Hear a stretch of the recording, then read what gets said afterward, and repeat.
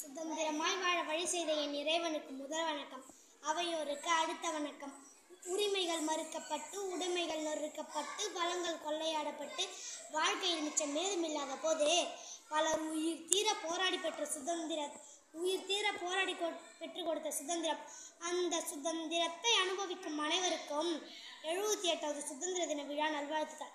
சுதந்திர தின விழா என்பது நம் இந்திய திருநாடு அந்நியனின் ஆதிக்க பிடியிலிருந்து கட்டவிழ்க்கப்பட்டு விடுதலை பெற்ற நாளை நினைவு கூறும் வகையில் நம் பாரத பிரதமர் அவர்கள் செங்கோட்டையில் நம் அழகிய மூவர்ண கொடியை ஏற்றி உரையாற்ற, நம் மாண்புமிகு முதலமைச்சர் சென்னையில் ஜார்ஜ் கோட்டையில் கொடியேற்ற, அனைத்து பள்ளிகளிலும் கல்லூரிகளிலும் அரசு வளாகங்களிலும் கொடியேற்றி இனிப்பும் போட்டிகளும் பரிசும் வழங்கும் விழாவே சுதந்திர தின விழா. சும்மா கிடைத்ததா இந்த சுதந்திரம்?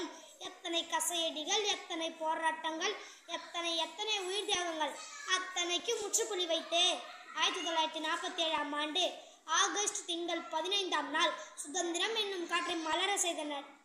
தீபகற்ப நாட நம் இந்திய திருநாட்டில் சுதந்திரம் என்ற காற்றை சுவாசிக்க காந்தியடிகள், கொடிகாத்த குமரன், கப்பலோட்டிய தமிழன், ஜான்சி ராணி, கட்டபொம்மன், காமராஜர், பாரதியார் என பலர் பாடுபட்டனர்.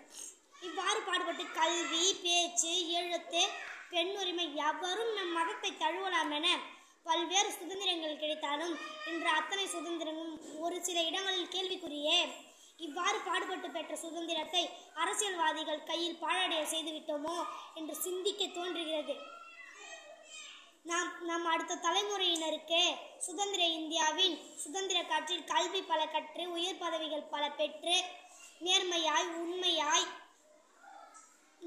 நமக்கு சுதந்திரத்தை பெற்று தந்த நம் மூதாதையர் கனவுகள் பல நனவாகிட லஞ்சமற்ற, ஊழலற்ற, உன்னதமான இந்தியாவை உருவாக்குவோம். பெற்ற சுதந்திரத்தை பேணி காப்போம். தேசிய கொடியில் சில நிறம் உண்டு, நிறத்தில் சில காரணம் உண்டு, காரணத்தில் சில குருதி உண்டு, குருதியில் ஒரு வரலாறு உண்டு. வாய்ப்புக்கு நன்றி.